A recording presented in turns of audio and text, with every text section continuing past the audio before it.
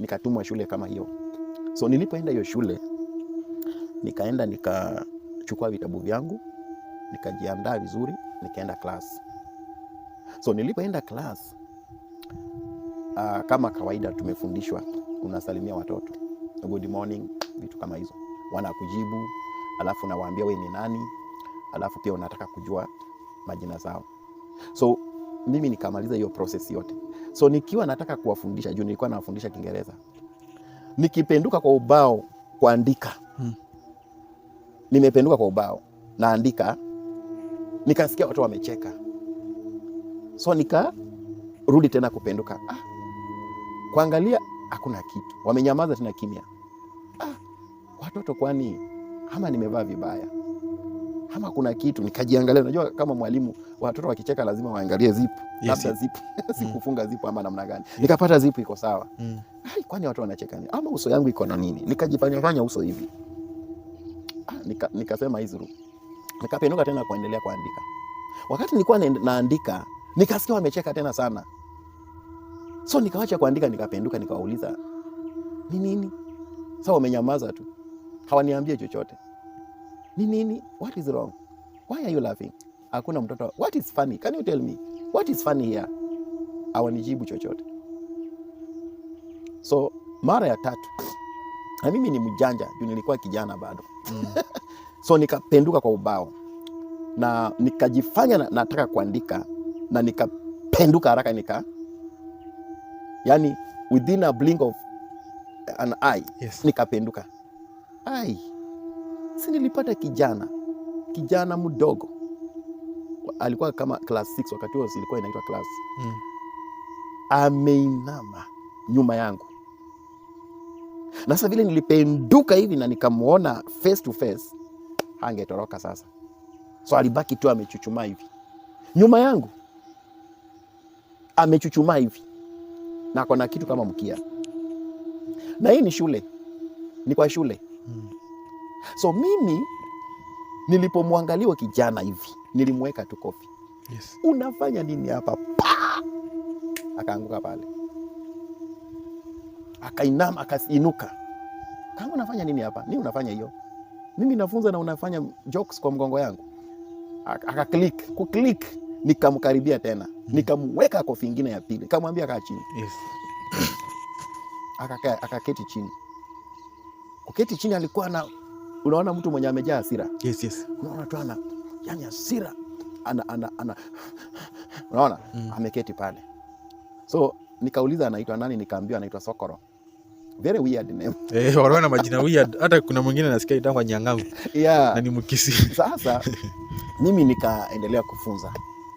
Wakati nilimaliza kufunza, nikafanya nini? Mimi nikatoka, nikaenda staff room. So nikaeleza walimu, kuna kijana ako hivi na hivi na hivi. Wakaniambia umemfanyia nini? Nikasema mimi nimemweka kofi. Walimu haungemguza huyo mtoto, huyo ni mchawi. Huyo hakuna mtu anaguza. Huyo ni mchawi, hakuna mtu anaguza. Wakanitolea story ya madam mwenye alimchapa. Bila alifanywa, mkono ikafura mpaka madam akawacha walimu. Niliwaambia hapana, that is a joke.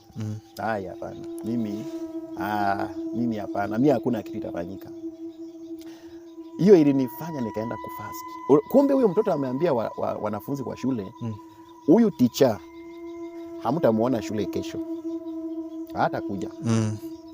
Na mimi, na unajua sasa hiyo mahali nilimgonga kofi, ameweka vitu hapo, amepaka mavitu inakaa kama, unaona hizi snails, amechukua hizo snails, amezifinya zimetoa hiyo maji, anajipaka hizo snail mbele ya watoto mahali nimemgonga. Akasema mtaona vile mkono yake itafura, mtaona, atajua mimi ni nani.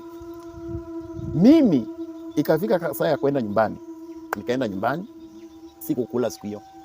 Kena nikapiga magoti, kaambia Mungu, mimi nilienda kufunza shule, na mimi ninajua uko pamoja na mimi, na mimi sitaki kujua nini kitafanyika. Mimi najua uko na mimi, na mimi sitaogopa chochote. Hiyo siku sikukula, nikaomba, nikasoma Bible, nikalala. Kesho yake saa 9 nikaamka, nikatandika maombi from saa 9, nikaweka maombi mpaka around saa 1. Nikaoga, mimi nikatoka, nikachukua bagi yangu, nikaenda shule. kwenda kwa shule hivi, kuingia staff room, watoto walikuwa wanakuja wakichungulia kwa staff room hivi wakirudi mbio. Mimi nashindwa, watoto wanakuja wanachungulia kwa staff room wanarudi mbio, kwani kuna nini? Kumbe watoto wanakuja kuona huyo alisema sitakuwa na nimekuja, na wanaangalia kama niko sawa. Yes. So wanarudi wanamwambia teacher yako. So mimi nikaenda class, na hiyo ndio class nilitangulia. Yes. Nikaingia class kama kawaida, nikawasalimia, wakasalimika. Nikaenda straight mahali huyo mtoto alikuwa, huyo sokoro. Yes. Macho yake ni red. Yaani ukimwangalia tu hivi Amos, hata wezi anataka kuambiwa. Ukimwangalia tu hivi unaona huyu ni mchawi. So aliniangalia na macho ingine kali, na mimi naye nikamtolea macho na nikaendelea kufunza. Sasa ile ninafunza akasimama. So mimi nikafanya nini? Nikapenduka, nikaona amesimama. Nikamuuliza nini mbaya?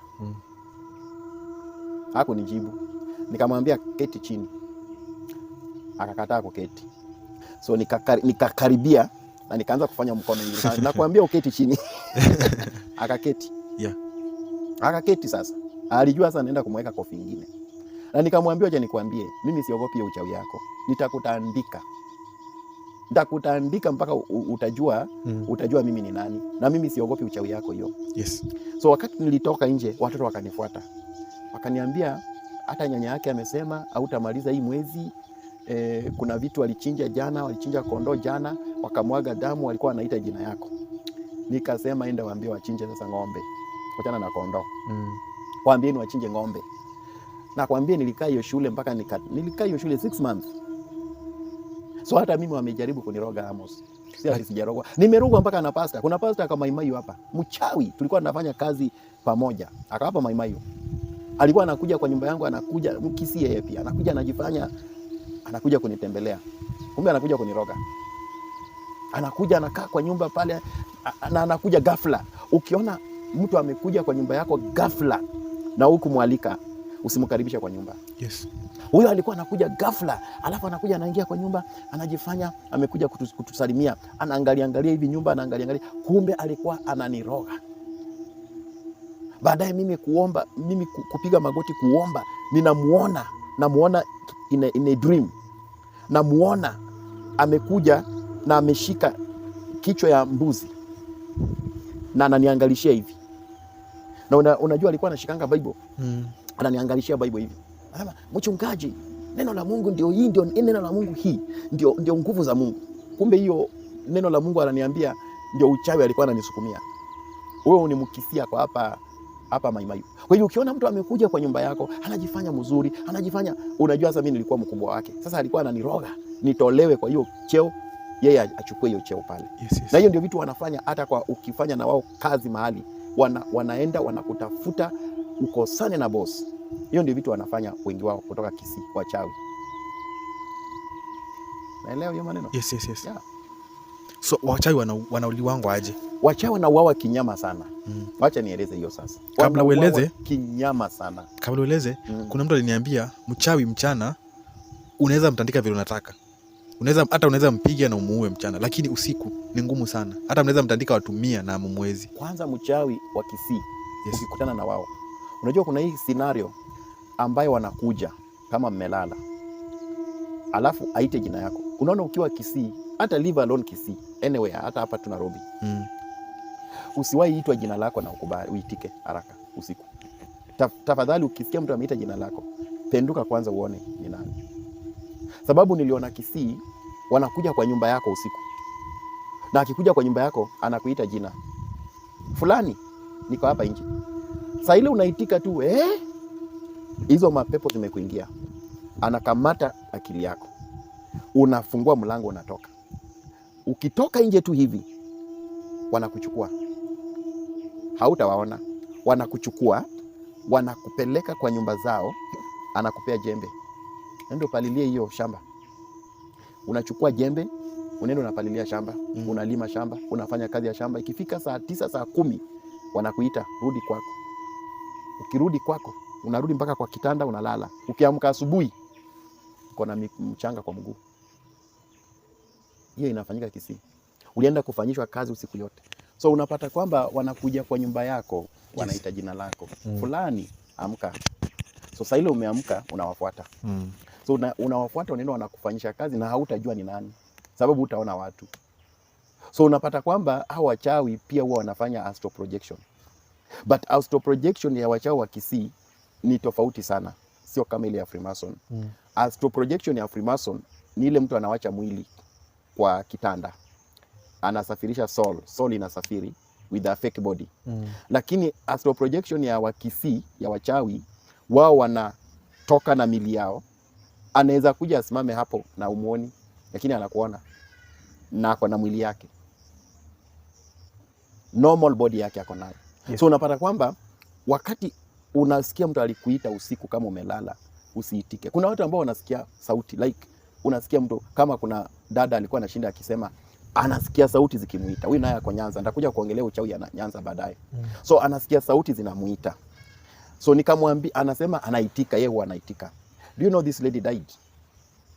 Alikufa. So unapata kwamba ukisikia sauti imekuita na unapata si mtu alikuwa anakuita. Unasikia kuna mtu alikuwa ananiita? Hapana.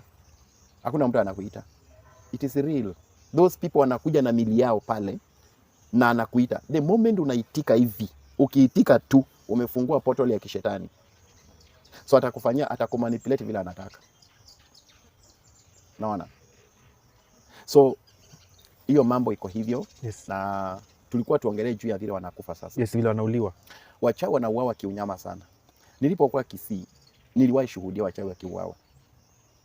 Kwanza wachawi wa mama, ukipatikana wewe ni mchawi Kisii, kwanza boma yako inachomwa.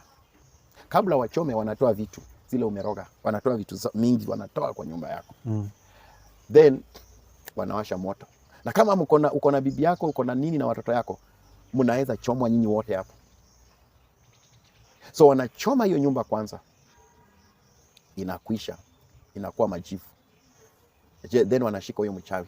Tuambie wale mnakuwa na wao. Kama ni mama, mchawi mama, niliwahi shuhudia. Amos, it is very painful.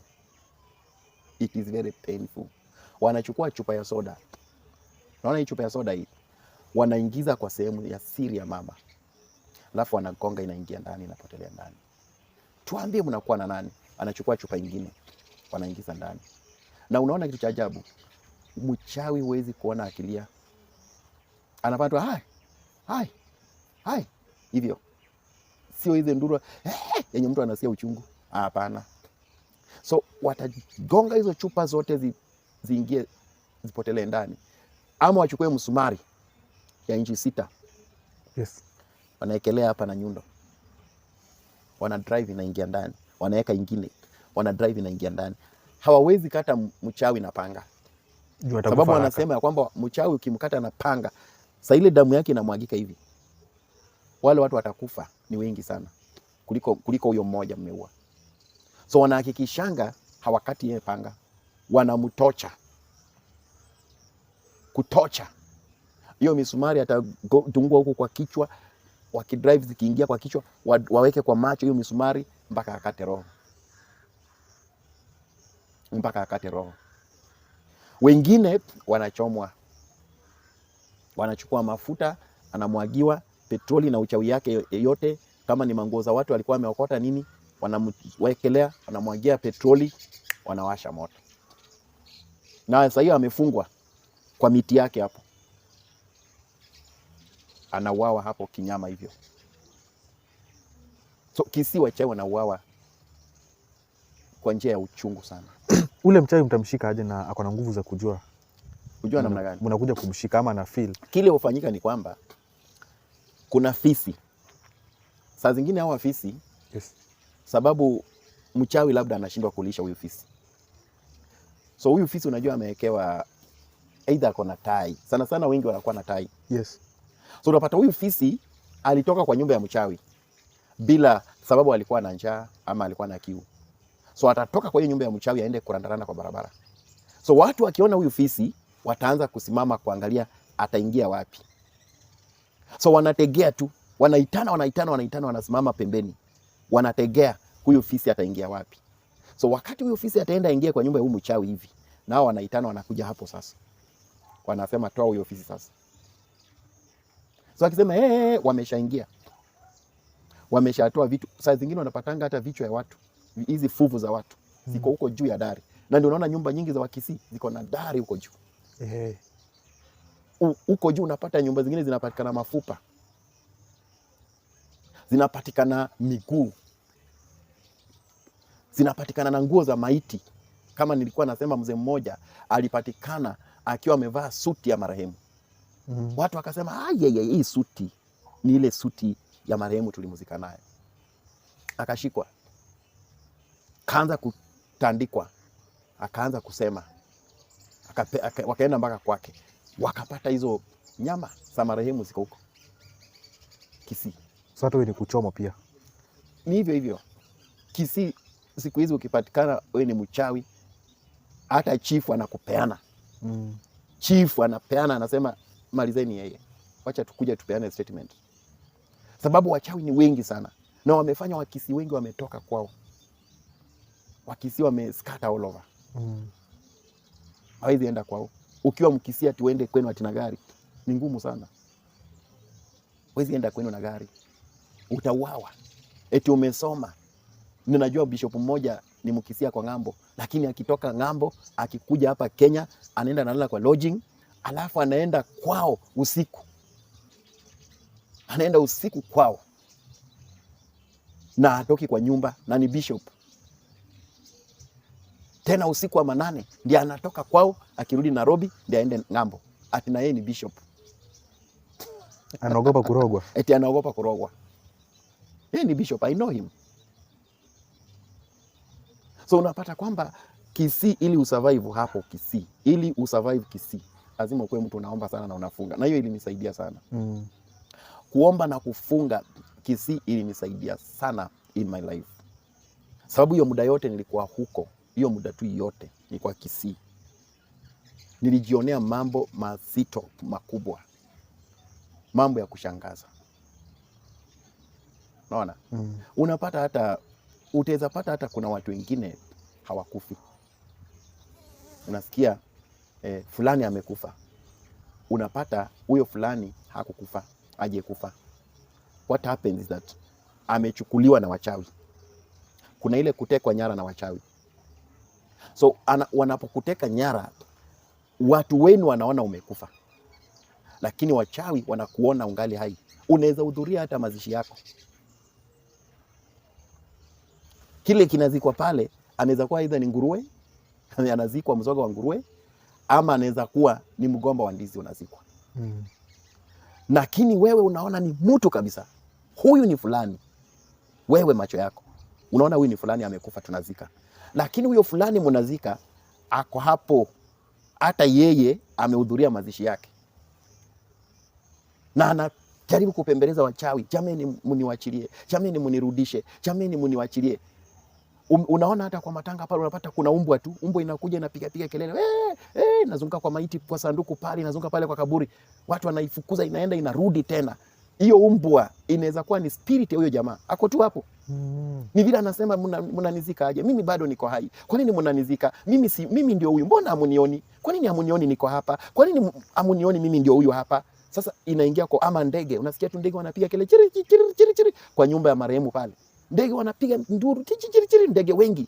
Mnaenda mnafukuza wanarudi. Na ni hiyo siku ya mazishi tu. Mnafukuza hao ndege wanarudi tena. Utapata hao ndege ni hizo nafsi za huyu jamaa. Anajaribu kuwapembeleza, mniwaachilie. Mnanipeleka wapi? Sababu yeye ako hapo lakini hawezi fanya chochote. Hawezi rudi kwa reality.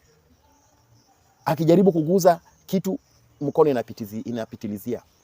Akijaribu kupiga kelele watu hawasikii. Akijaribu kulia watu hawasikii.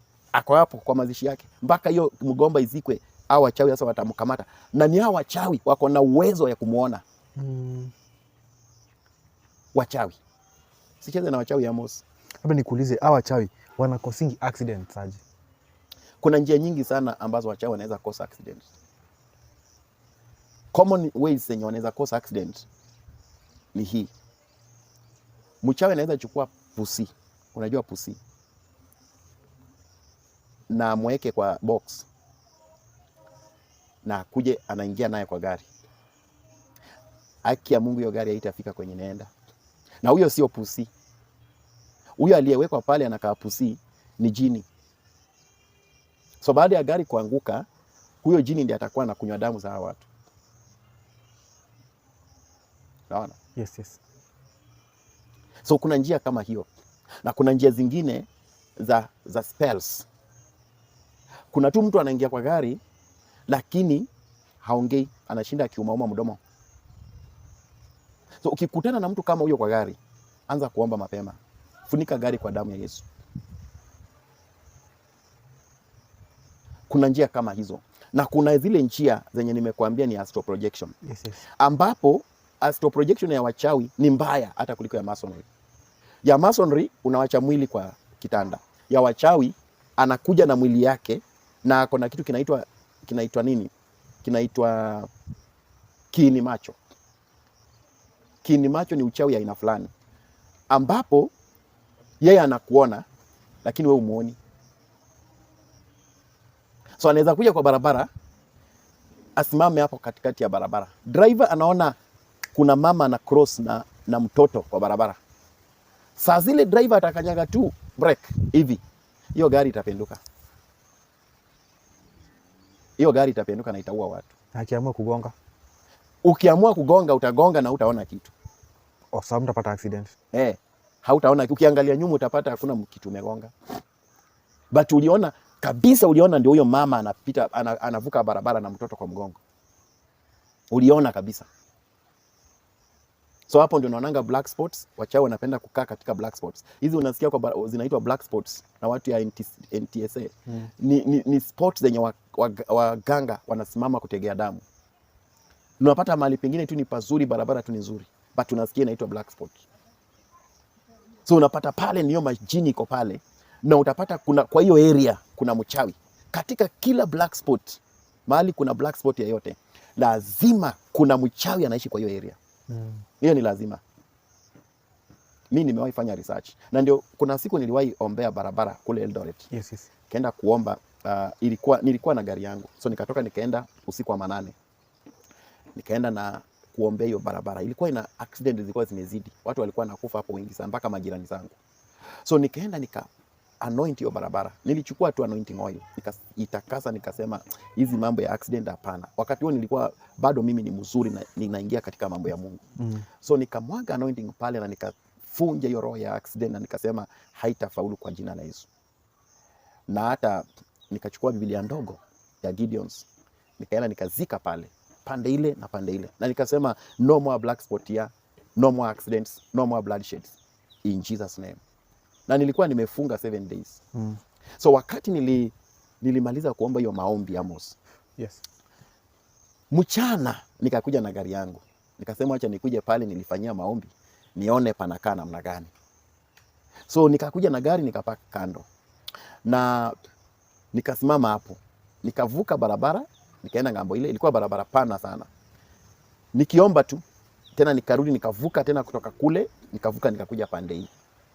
Mara ya pili. So mara ya tatu nilipokuwa navuka, kuna mtu alitokea huko opposite side. Amevaa smart sana. Alikuwa na suti nyeusi na tai nyekundu na shati nyeupe. Suit. Na alikuwa amevaa smart sana. Mtu mrefu na mtu very handsome. So huyo mtu alikuja na mimi nilikuwa already nimekuja, nimevuka, nimeenda ngambo ile. So huyu mtu alikuja kama amenishika mkono. Yes. Anataka kuniforce nirudi pande hii.